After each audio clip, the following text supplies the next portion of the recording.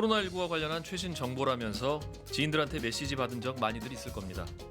코로나19와 함께 정확하지 않은 정보들이 퍼지고 있습니다. 이렇게 소셜미디어나 인터넷 등을 통해 잘못된 정보가 확산되는 걸 전염병과 정보를 합쳐서 인포데믹이라고 부릅니다. 정작 바이러스 자체보다 이렇게 잘못된 정보가 더 유해하다는 견해가 많습니다. 부정확한 정보로 불안하신 분들을 위해 오늘 한겨레 라이브는 전문가와 함께 소소한 궁금증까지 정리하는 시간 준비했습니다. 생생하고 깊이 있게 뉴스의 핵심을 전하는 한겨레 라이브 지금 시작합니다.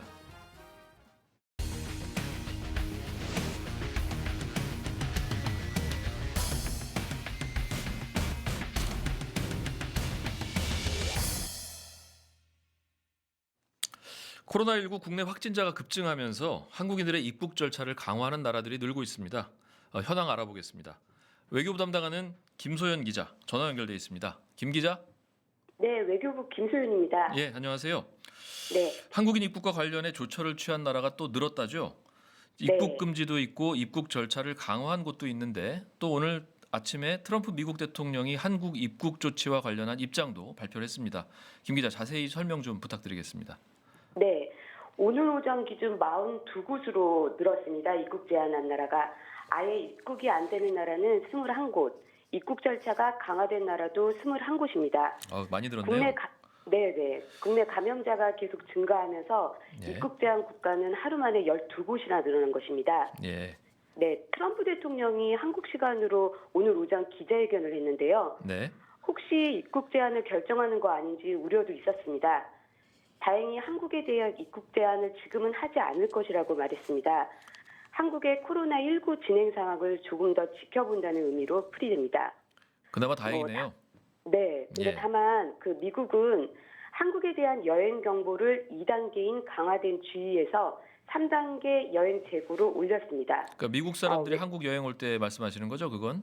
네, 그 외교부 설명을 들어보니까요. 네. 이 여행 정보는 미국인 여행자들을 대상으로 한 권고 조치일 뿐이고 한국인 입국 제한과는 직접적인 관련이 없다고 합니다. 예, 그렇군요. 특히 지금 문제가 되는 게 이제 중국인데요. 코로나19 발원지잖아요. 근데 중국의 네. 일부 지방 정부에서 한국인들을 강제 격리해서 지금 논란입니다. 사실 네. 기분이 별로 안 좋은 일이잖아요. 네. 근데 이제 기분은 기분이고 지금 중요한 건 사실 우리 외교부 입장인데요. 지금 어떻게 대응하고 있습니까? 네, 우리 정부도 굉장히 불편해하고 있는 상황입니다. 예. 여러 가지 이유가 있는데요. 중국이 코로나19로 굉장히 어려울 때 우리 정부는 후베이성에 대해서만 입국 금지를 하는 등 최소한의 대응을 했습니다. 예, 그렇죠. 또 우리 정부랑 민간 단체가 기억하시겠지만 마스크나 방호복 등 중국의 인도적 지원도 했습니다. 예. 네, 이런 상황에서 중국의 지방 정부가 사전 통보도 없이 일방적으로 입국한 한국인을 격리시키고 있는 건데요. 예, 괘씸하죠. 중국에 대한 우리나라 국민들의 감정이 나빠질 수밖에 없다고 생각합니다. 예, 예. 그래서 외교부도 다양한 채널로 중국에게 과도한 대응을 자제해달라고 요청을 하고 있는데요. 예. 어제죠. 강경화 장관이 왕이 중국 외교 담당 국무위원에게 전화를 했고 예. 김건 차관보는 싱하이밍 주한 중국 대사를 외교부로 불러서 유감을 표명하고 시정해달라고 요청했습니다. 네. 초치한 건가요, 그러니까? 사실상 초치로 해석을 하고 있고 외교부는 그렇군요. 초치라고 말을 하지 않고 있습니다. 공식적으로 초치는 아니지만 사실상 초치다. 네. 그럼 이렇게 우리 외교부가 중국 대사 불러다가 항의를 하면 중국 정부가 지금 손을 쓸 수 있는 방법이 있는 건가요? 지금 지방 정부가 하고 있는 건데. 네. 또 문제가 지금 중국의 조처가 중국 전역으로 확대되는 게 아니냐 이런 걱정도 사실 있습니다. 중국 쪽 입장은 지금 어떻습니까? 네, 중국 정부가 어떻게 나올지는 솔직히 조금 지켜봐야 할 것 같습니다. 주한 대사를 외교부에 부르고 외교 담당 국무위원과 장관이 전화 통화를 하는 것은 외교적 압력 중 하나입니다. 예. 중국의 입장이 아까 말씀하신 대로 이런데요. 중국 정부의 공식적인 결정이 아니다. 네. 지방 정부에서 자발적으로 하는 조치라는 입장입니다. 네. 어제 왕이 위원이나 싱하이밍 대사가 이해해달라, 또 노력하겠다, 다소 좀 원론적인 이야기를 했는데요. 네. 그 중국도 그러나 그 코로나19 갈등으로 두 나라의 외교적 문제로 확대되는 것은 부담인 측면이 있습니다.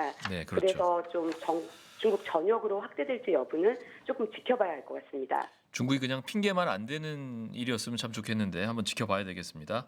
네. 또 하나 어떻게 보면 더 큰 문제가 사실 이게 좀 심각한데 한국에서 이미 출국을 해서 뭐 경유지나 도착지 이런데 도착한 뒤에야 입국 절차가 강화됐다.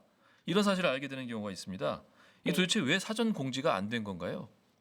네, 그 사전 공지를 하지 않고 입국을 막는 것은 상당한 외교적 결례라는 게 뭐 외교 안팎의 이야기입니다. 네. 그 먼저 지금 그 격리하고 있는 중국이 조금 애매한 상황인데요. 네. 그 중국 정부 차원에서는 입국 제한 결정을 하지 않았다. 이게 공식적인 입장입니다. 하지만 웨이하이나 난징 등 지방에서 한국인을 격리시키고 있는 상태인데요. 그 중국은 지방 정부가 자발적으로 한 것이라 우리가 중앙 정부 차원에서 사전 통보가 어려웠다고 해명하고 있습니다. 왠지 좀 핑계 같네요, 근데. 네, 그런 측면이 있습니다. 그다음에 이스라엘이나 아프리카 섬나라인 모리셔스의 경우도 네. 사전 통보 없이 입국을 막았는데요. 여행객들이 굉장히 난처한 상황이 됐습니다. 그랬죠. 그 한국의 코로나19 상황이 뭐 기억하시겠지만 지난 주말을 기점으로 갑자기 심각해지면서 그 조금은 좀 급작스럽게 결정한 측면들이 있었던 것 같습니다. 네, 그렇군요. 그 어쨌든 외교적으로는 말이 안 되는 상황이라서 우리 외교부는 공식적으로 강하게 항의를 한 상태입니다. 예, 그렇군요. 상황이 이런데 지금 그래도 해외로 출국을 해야 하는 꼭 불가피한 경우들이 좀 있지 않습니까? 뭐 네. 외국 거주 교민이나 또 유학생, 업무상 출장 이런 게 있을 텐데요. 정부는 이런 문제에 대해서는 어떤 대책을 마련하고 있습니까? 외교부도 이 부분을 가장 걱정하고 있습니다. 지난 25일 그러니까 화요일이죠. 그 김건 외교부 차관부는 한국에 있는 각국 대사관 관계자들을 불렀습니다. 한 100여 곳 이상이 왔는데요. 네. 김 차관부는 우리 정부가 얼마나 강력하게 선제적이고 이 코로나19를 막기 위해서 강력한 조치를 하고 있는지 설명했습니다. 또 그 입국 제한이나 이런 과도한 조치를 취하지 말아달라고 당부도 했습니다. 네. 네, 뭐 불필요하게 각국에서 조처를 취하게 될 경우에는 사전에 우리 정부와 협의를 하거나 또 조율을 해달라고 요청하고 있는 상태입니다. 예. 이미 국외에서 입국 금지 당한 분들 있지 않습니까? 모리셔스하고 이스라엘이 그런 경우라고 하셨는데 입국 못한 우리 국민들은 지금 무사히 돌아왔나요? 그리고 또 중국에 지금 강제 격리된 분들의 상태가 걱정스러운데 이 대사관이나 영사관 이런 분들이 이런 데서 지금 충분히 조력을 하고 있는지도 좀 궁금합니다. 네, 그 신혼여행을 갔다가 입국이 막힌 모리셔스 여행객 34명은 한국에 무사히 도착했습니다. 아, 또 다행이네요. 예. 이스라엘 공항에서 입국이 막힌 130여 명도 타고 온 비행기를 바로 또 타고 귀국을 했습니다. 네. 그 이스라엘은 좀 더 강력한 좀 조치를 취하고 있는데요. 이미 입국해서 여행하고 있는 한국인들에게도 이스라엘 정부가 비용을 대서 전세기를 마련해 400여 명이 한국으로 돌아온 상태입니다. 이스라엘이 좀 어쨌든 미안하긴 미안했나 보네요. 돈 낸 걸 보면. 그런 측면이 강하게 작용했습니다. 네. 또 어쨌든 이런 모리셔스와 그 이스라엘 두 나라에서는 강제로 격리된 분들은 거의 없는 것으로 외교부는 파악하고 있습니다. 예. 아까 말씀하셨지만 그 중국이 좀 문제인데요. 중국이 문제죠, 지금. 현재 중국 산둥성, 장수성 등에서 격리된 한국인이 최소 100여 명으로 추정됩니다. 정확한 정부가- 사람 숫자도 아직 안 나오나 보네요.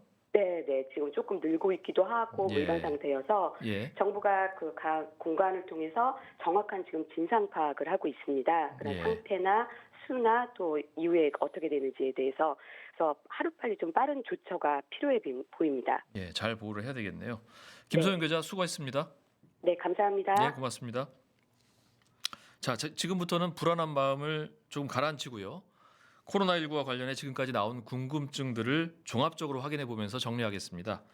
감염내과 전문의신 임승관 경기도 안성병원장과 연결할 건데요. 경기도 내 모든 의료기관들의 코로나19 조율과 대응을 책임지는 경기도 의료기관 대응 단장을 맡고 계셔서 지금 정말 바쁘십니다. 중요한 일을 하고 계신데 스튜디오를 모실 수가 없어서요. 대신에 중계 카메라가 나가 있습니다. 연결이 되어 있습니다. 자, 임 단장님 나와 계신가요? 네, 안녕하세요. 반갑습니다. 네, 예, 나와 있습니다. 들리시나요? 예, 바쁘신데 나와주셔서 감사합니다. 지금 분당 서울대병원에 계시다고 들었는데요. 네. 예, 어떤 일을 하고 계신가요? 사무실이 여기 있는 거고요. 네. 저희는 경기도 코로나19 위기대응센터에서 두 가지 지원단이 있습니다. 한 지원단은 시군구 보건소를 지원하는 그런 지원단이 있고요. 저희는 의료기관을 지원하는, 의료기관 대응을 지원하는 그런 역할을 맡고 있습니다. 그러니까 쉽게 얘기해서 병상을 이렇게 좀 구조적으로 배정한다든지, 우리 의료기관 안에서 일어나는 문제들을 같이 리뷰하고 피드백하는 그런 역할들을 주로 하고 있습니다. 예, 중요한 일 하고 계시네요. 네. 예, 오늘 소소한 것까지 좀 질문들을 드리겠습니다. 귀찮더라도 좀 자세히 설명해 주셨으면 좋겠고요. 네. 네, 예, 알겠습니다. 우선 그 최대 관심사가 지금 마스크입니다. 마스크. 이 마스크 반드시 KF80 네. 이상 보건용을 써야 하는 건지, 또 이게 천으로 된 마스크를 써도 된다 안 된다 이런 말들도 많고요. 또 이제 긴급하게 마스크가 없는 경우 있거든요. 이런 경우에 또 어떻게 대처를 해야 되는지 뭐 이런 것들 좀 종합적으로 설명 좀 해주셨으면 좋겠습니다.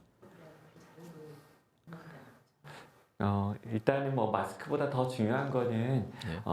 기침 예절인 것 같은데요. 그러니까 쉽게 얘기해서 모든 시민들이 마스크를 자기를 보호하기 쓰는 것보다 증상이 있는 사람이 어떤 대중적인 공간에 나가지 않는 것, 그것이 정말 핵심이고 그런 방향의 어떤 설명들이 더 사회에 많았으면 좋겠습니다.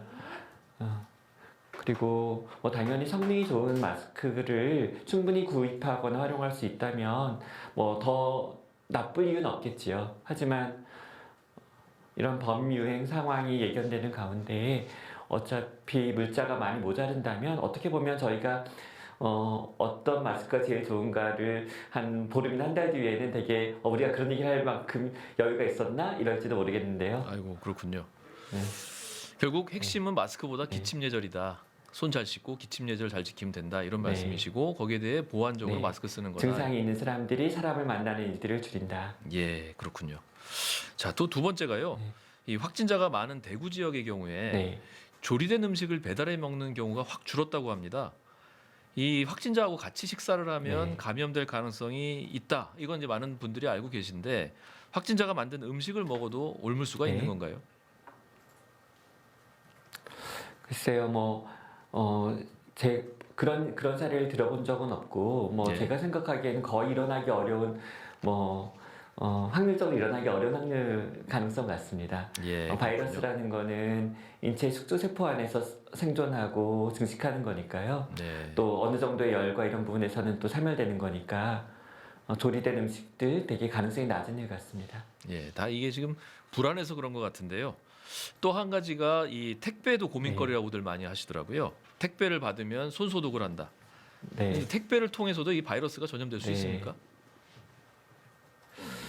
글쎄요, 이 종이 재질 혹은 부직포 재질 같은 부분들에서 얼마나 바이러스 파티클이 생존하는지에 대한 연구 같은 거는 할 이유도 없었을 것 같고 하지도 않을 것 같은데요. 아까 앞에 질문과 비슷한 것 같습니다. 좀 더 상식을 발휘하면 될 것 같고요. 우리가 주의해야 되는 건 다른 사람의 침방울 같은 것, 피부의 접촉 이런 것들일 테니까 어떤 그런 어떤 소재들을 접촉하는 것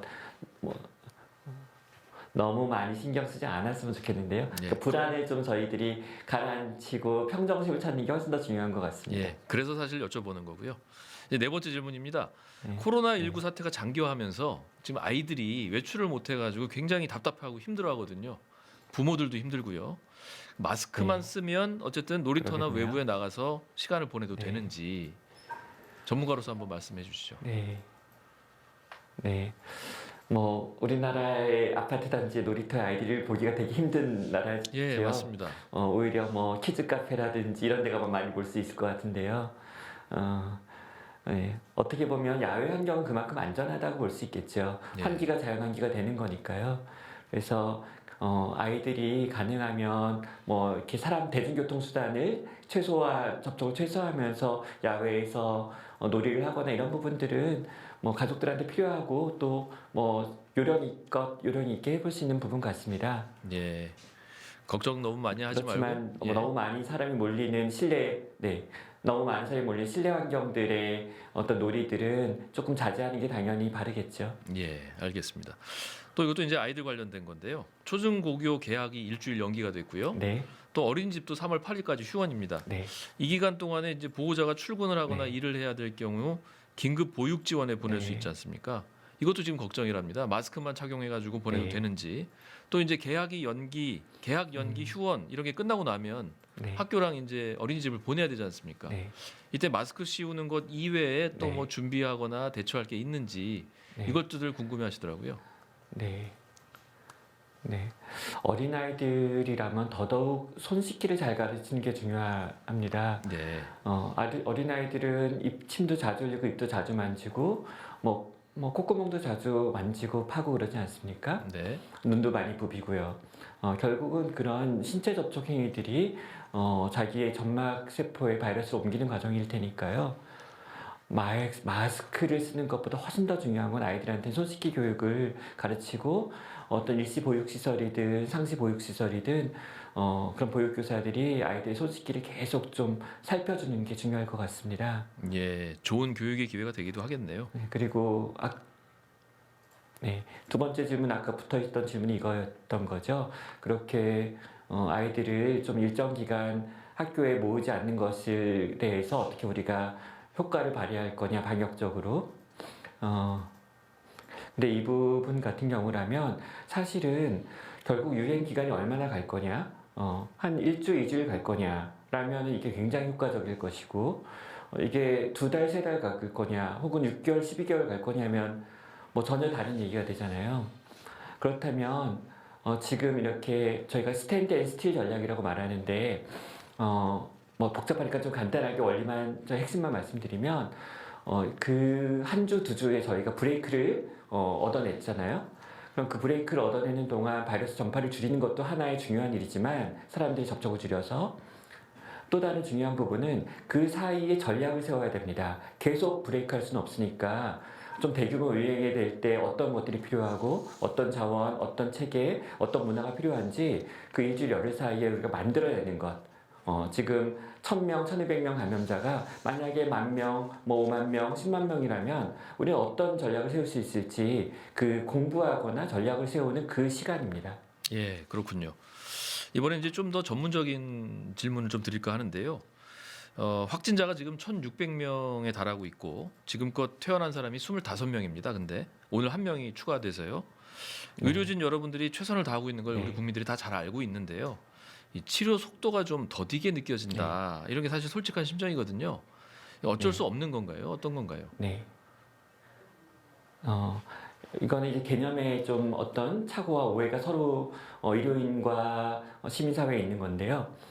지금 그렇게 많은 사람들이 퇴원을 못하고 있는 건 병이 안 나와서가 아닙니다. 물론 뭐 그 중에 아주 일부, 뭐 아주 소수는 폐렴도 좀 진행하고 그래서 뭐 임상적으로 그렇겠지만 대부분은 다 나은 사람들입니다. 아, 그 그렇군요. 사람들이 퇴원을 못하고 있는 이유는 퇴원에 대한 정책적 조건 때문이죠. 현재 질병관리본부 중대본의 진료 지침 안에서는 퇴원을 하려면 임상 증상이 다 호전된 뒤에 PCR 검사가 24시간 간격으로 2번 연속 음성이어야 됩니다. 그때서야 병원에서 집으로 보내주거든요. 네, 그렇군요. 그러니까 이거는 뭐 많이 언론에서 얘기했듯 봉쇄 전략 때 쓰는 전략이고요. 네. 즉 환자 숫자가 50명, 100명일 때까지 쓸 수 있는 전략이고 환자 숫자가 1000명, 2000명이 되면 병상을 회전시켜야 되기 때문에 다른 전략으로 바꿔야 됩니다. 예. 이미 질병관리본부는 그런 전략을 세우고 있고요. 아마 지침 칠판에서는 반영될 겁니다. 예, 그렇군요. 또 하나가 이제 우리나라에서 확진자가 얼만큼 임상이 좋아지면 그 다음에 집에 가는 거죠. 예, 알겠습니다. 우리나라에서 자가격리 확진자가 의견을 가지고요. 네. 예, 우리나라에서 확진자가 폭증한 원인을 두고 또 이 논란이 있는데요. 신천지 때문이다. 중국인 입국 금지를 안 해서 그렇다. 또 뭐 검사를 많이 해서 그런 거다. 원인을 뭐로 봐야 하겠습니까? 네. 뭐 다 틀린 세 가지가 다 뭐 혹은 그 이상의 많은 요인들이 다 관련이 있을 텐데요. 그럼 사실 그게 무엇이 원인이냐는 질문보다는 어떻게 하면 과연 그 과거로 되돌아오면 조절할 수 있는가라는 질문이 더 현명한 질문 같아요. 그럼 우리가 한 2, 3주 전으로 돌아가면 과연 중국과의 교역을 혹은 인적 교류를 완전히 끊을 수 있는가? 그럼 대체 몇 달을 그럼 반년을 12개월을 그럼 어떻게 그럴 수 있는가라는 질문으로 되돌아갈 수 있을 거고요. 네, 그래서 다들 어떻게 보면 이게 뒤돌아서 후회가 되는 것이지 대체로 불가항력적인 일입니다. 그리고 이제 신천지 종교 집단 안에서의 이런 앰플리피케이션, 그러니까 즉 바이러스의 확산의 아주 빠른 증폭 현상은 분명히 맞는데 그런 부분들은 어떻게 보면 운이 없었던 거죠. 뭐 어떻게 하겠습니까?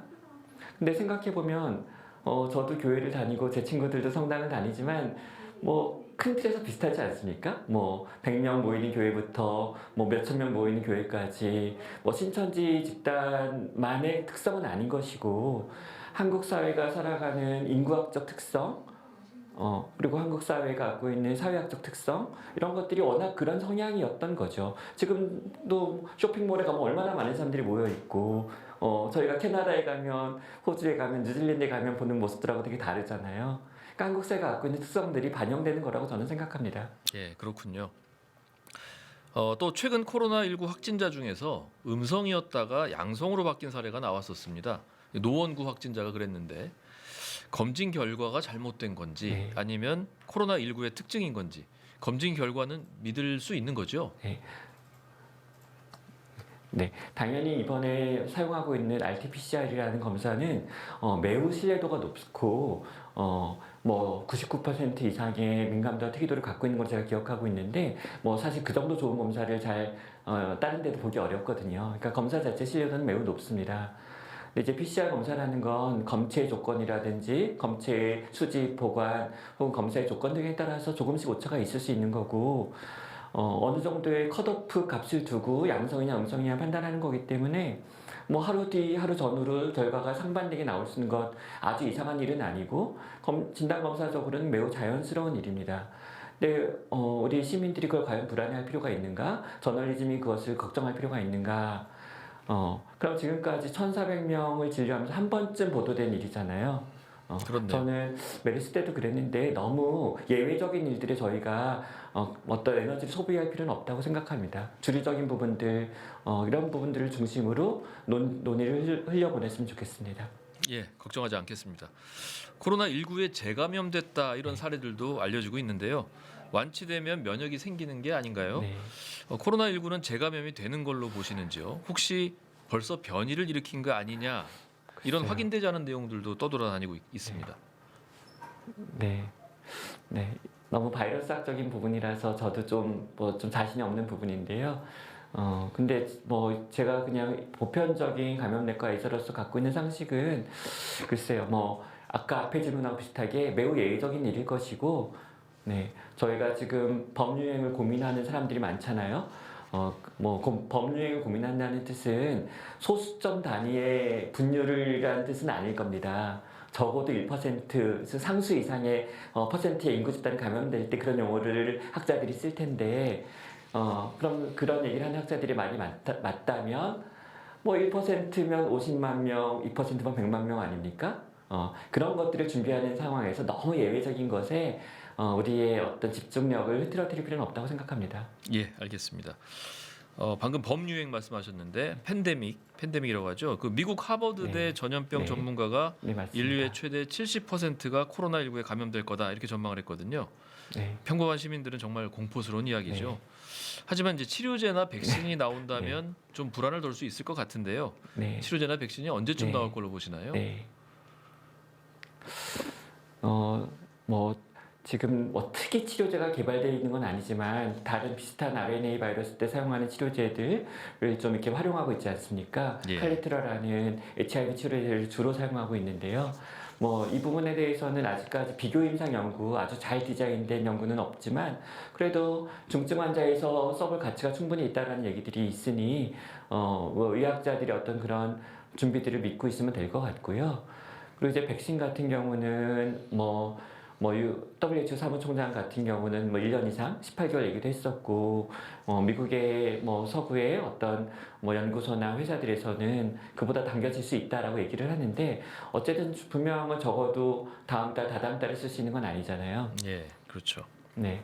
근데 반대로 얘기하면 70% 정도의 인구가 감염될 수 있다고 하는 어떤 저명한 학자님의 말씀이 있다면 그거는 약간 생각을 달리할 필요도 있습니다.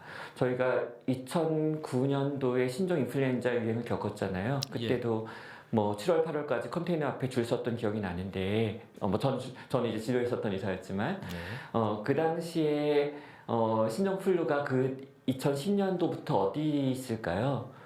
그게 다 지금 매년 돌고 있는 우리가 백신 맞고 있는 인플루엔자거든요. 예, 그렇군요. 그래서 범유행으로 인정한다는 뜻은 결국은 동물에서 유래된 변이된 바이러스가 사람에게 적응해가는 과정이라는 것이 학술적인 어떤 개념이고요. 결국은 다음에 다다음 대에는 좀 순해진 바이러스, 그냥 감기 바이러스로 인류에게 좀 접근될 가능성이 높습니다. 물론 백신이 그때는 개발될 테니까 훨씬 더 안전하겠죠. 예, 알겠습니다. 확진자가 지금 1,000명 훌쩍 넘으면서 지금 의료시설이 충분한지 네. 걱정하는 시민들도 많습니다. 대구 경북에서는 오늘 네. 70대 확진자가 집에 있다가 숨지기도 했거든요. 병실 부족이 이유겠지만 네. 이 확진자가 집에 머물러도 되는 건지 이게 좀 여쭤보고 싶습니다. 네. 병실의 부족이 핵심 이슈인 것, 그리고 그 대구에 있었던 사건은 너무나 안타까운 사건인 것 분명합니다. 근데 이제 그러면 이런 질문이 듭니다. 병상 자원이라는 건, 혹은 뭐 치료 자원이라는 건 무한정 늘릴 수 있는가? 우리가 경제적인 지출만 한다면 구매할 수만 있던 무한정 늘릴 수 있는가? 아까 제가 잠깐 듣고 놀라실 수도 있지만, 그럼 10,000개 병상을 만들 수 있는가? 10만 개 병상을 만들 수 있는가? 그렇지 않잖아요. 예. 그렇다면 결국은 효율적으로 사용해야 되는 거죠. 정말로 병원에 진료가 필요한 사람들 위주로 사용해야 되고, 그러면 코로나19 감염된 사람들 중에 누가 병원이 필요하고 병상이 필요한가? 진단은 어차피 선별진료소 같은 야외에서도 할 수 있는 일이고, 치료제는 격리할 때는 대증치료고, 폐렴 있을 때는 아까 말씀드린 칼레티로 같은 약이지만 다 경구약이거든요. 먹는 네. 약. 그러니까 사실은 병원에 있을 이유가 그렇게까지 없습니다. 그럼 병원에 있어야 되는 사람은 누구냐? 의사의 관리를 받고 중증 환자가 되는 것을 모니터링 받아야 되는 사람들은 누구고 어떤 시기냐? 병원에서 무엇을 하는 거냐? 아주 한마디로 얘기하면 병원에서는 산소를 주는 겁니다. 네. 산소가 필요로 할 만큼의 사람들에게 산소를 주는 것이고, 그것이 어떤 사람이 인공호흡기를 달아야 될 것인지에 대한 가늠이 필요한 거죠.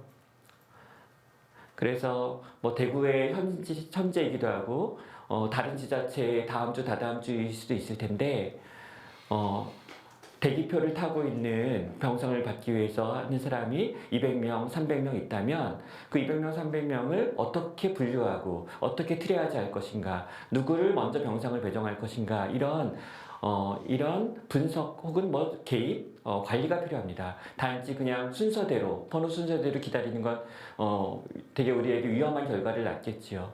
결국 지자체가 해야 되는 일들은 그런 것에 대한 매니지먼트겠죠. 예, 그렇군요. 비슷한 질문일 수는 있는데요. 만성 질환자 또 응급 네. 환자들도 비상이거든요. 네, 주기적으로 투석을 받아야 하는 경우도 맞습니다. 있고, 또 최근 대구에서는 구급차 타고 네, 병원 맞습니다. 7곳을 돌다가 돌아가신 분도 있었어요. 네. 이런 경우는 어떻게 해야 합니까? 네. 맞습니다. 네. 그러니까 지금 저희가 봉쇄 전략이라는 관점 안에서 너무나 엄청난 일들을 한 달 동안 눈으로 봤잖아요. 예. 엄청난 물량을 투입하면서 한 사람의 번호표를 붙이고 그 사람이 일주일 동안, 열흘 동안 다녔던 곳들을 다 조사하고 이런 것들을 우리가 봤잖아요. 이런 부분들은 실제 우리가 해야 되는 일보다 굉장히 과잉된 일들을 일부러 한 겁니다. 그러니까 즉 적정한 수준의 일들을 했던 것이 아니라 유행을 뒤로 늦추기 위해서 엄청난 물량 작전을 폈던 거거든요. 네. 그런 부분들의 이제 어떤 전환이 필요한데, 그 전환을 제때 부드럽게 정확하게 이뤄내지 못하면 결국 의료 시스템에 마비가 옵니다.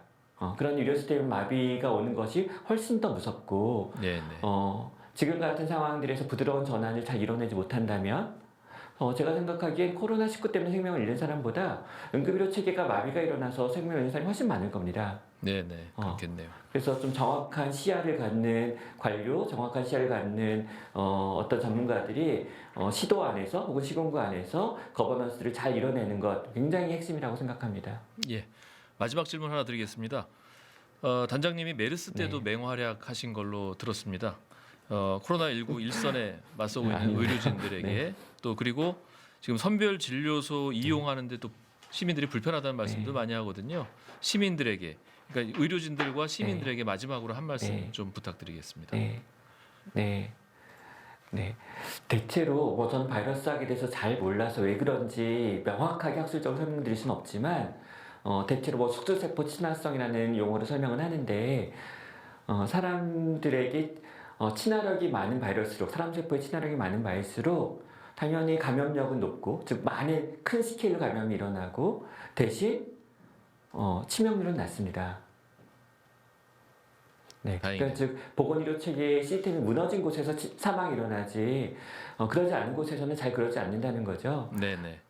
따라서 양적으로 늘어나는 것의 숫자를 너무 두렵게 듣지 마시고 저도 아까 뭐 10,000, 100,000, 100만 이런 얘기 했지만 이런 숫자를 너무 두렵게 듣지만 마시고 그만큼 순한 바이러스일 수도 있구나 감기 같은 것에 가까워지는 바이러스일 수도 있겠구나. 그렇다면 우리는 정말 위험한 사람들 위주로 그 사람들이 적시에 잘 의학적 처치를 받을 수 있도록 자원을 잘 분배하고 재분배하고 그리고 분류하는 체계, 그다음에 순서를 잘 매겨주는 체계 이런 것들에 사회가 집중했으면 좋겠습니다. 예. 경기도 의료기관 대응단장을 맡고 계신 임승관 단장님의 믿음직하고 또 명쾌한 설명 잘 들었습니다. 바쁘신 중에 시간 내주셔서 정말 감사드리고요. 힘내십시오. 응원하겠습니다. 네, 고맙습니다. 네, 고맙습니다. 자, 시청자 여러분, 추가적으로 궁금한 점이 있으면 질문 보내주십시오. 최고 전문가를 또 섭외해서 깔끔하게 정리해드리겠습니다. 자, 코로나19 현장에서 애쓰고 있는 의료진과 방역당국 또 공무원들의 노력이 빛을 발하려면 정치권에서도 대책들이 제때 신속히 나와야 할 텐데요. 정치권에서 어떤 대책들이 논의되고 만들어지고 있는지 이번엔 국회 연결해서 확인해 보겠습니다. 김원철 기자.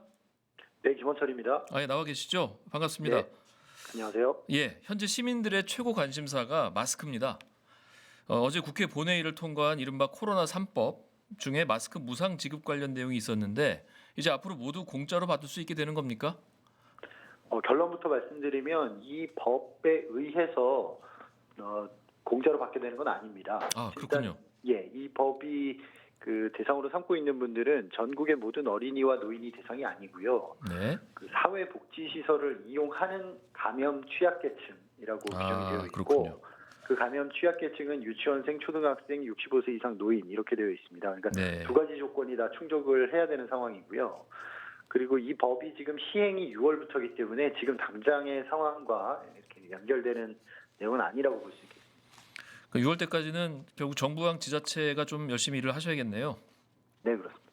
네, 의심자가 검사, 입원 이런 걸 거부하면 처벌하는 내용도 법안에 담겨 있죠. 구체적 내용을 코로나 3법 구체적 내용을 좀 간략히 소개해 주십시오.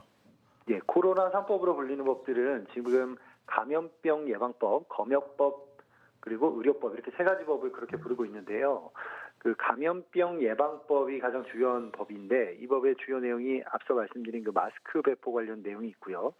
두 번째 주요 내용은 그 감염병 의심 환자가 자가 또는 시설 격리, 입원 치료 이런 것들을 거부할 경우에 처벌하는 조항이 신설되었습니다. 1년 이하 징역 또는 1,000만 원 이하 벌금에 처하는 조항이 신설됐고요.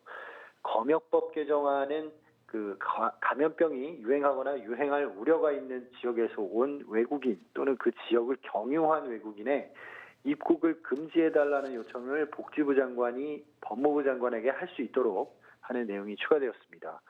그렇군요. 의료법 개정안은 의료기관 내 환자, 보호자 또는 의료기관 종사자를 위한 감염 감시 체계를 새로 마련하는 내용이 추가되었습니다. 예, 그렇군요. 총선까지 이제 50일도 남지 않아서 여야 모두 코로나19가 선거에 미칠 영향에 관심이 정말 클 텐데요.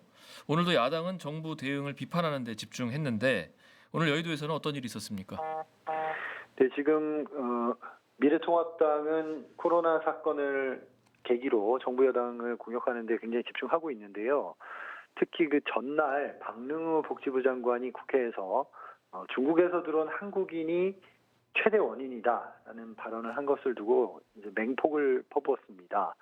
심재철 미래통합당 원내대표가 오늘 아침에 그 최고위 회의에서 대한감염학회가 중국 전역에 대한 입국 금지를 추천하지 않았다 이렇게 말한 박능우 장관의 말은 거짓말이다라고 주장하면서 박 장관의 경질을 요구했고요. 네. 지금 미래통합당은 각종 논평을 통해서 특히 박능우 장관에게 공격을 집중하고 있는 상황입니다. 자, 이런 비판에 대해서 여당 쪽은 어떤 반응입니까? 너무 자화자찬한다 이런 지적도 있었는데요. 일단 그 야당의 박능우 장관의 공격에 대해서는 지금 현재 한창 전쟁을 치르고 있는데 장수를 교체하는 것은 좀 부당하다 이런 입장을 내놓고 있습니다. 논평을 통해서는 정부를 상대로 무차별 공격하는 것이 매우 참담하다 이런 입장을 내놨고요. 다만 그 전날과 전전날에 계속해서 그 여당 쪽에서 약간 자화자찬으로 보일 수 있는 그런 발언들이 나온 것에 대해서 당내에서도 좀 발언을 조심해야 하는 거 아니냐 그런 이야기들이 나오고 있습니다. 예, 메시지 관리 좀 잘했으면 좋겠는데요.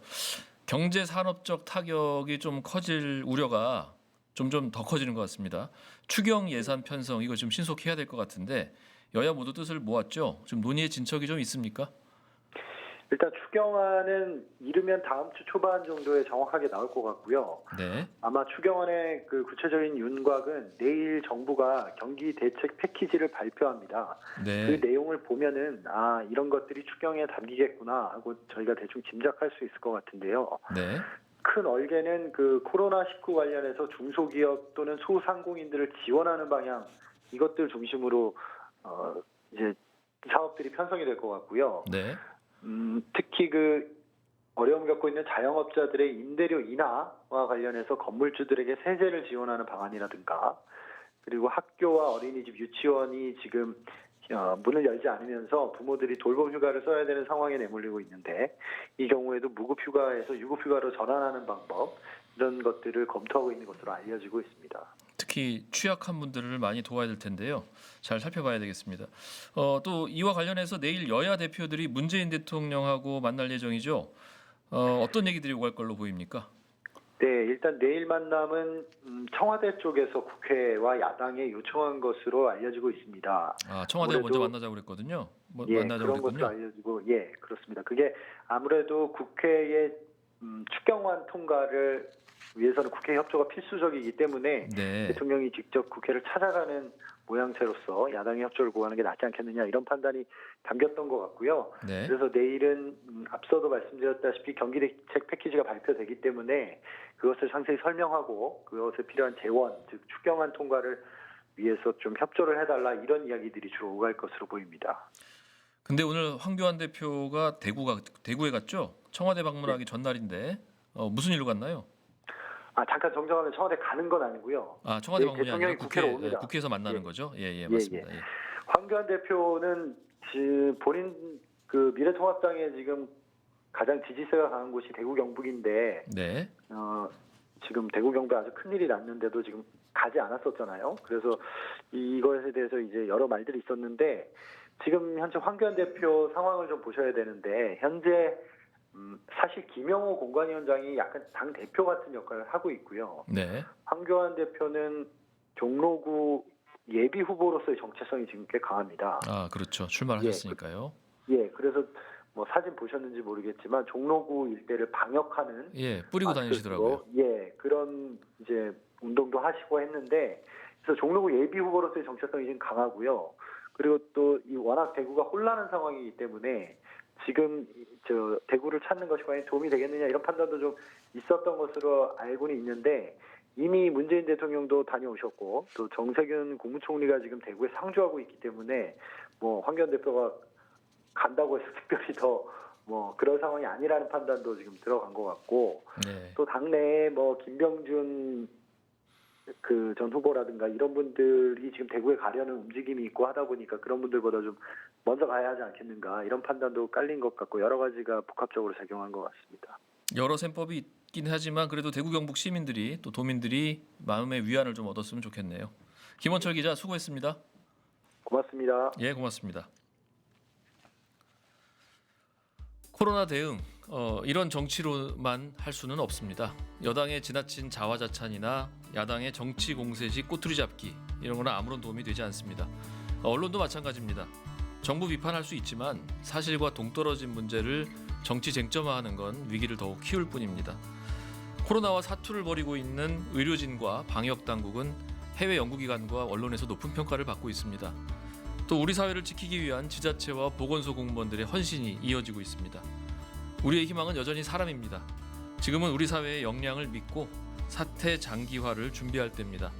한겨레 라이브도 함께하겠습니다. 지금까지 김진철이었습니다.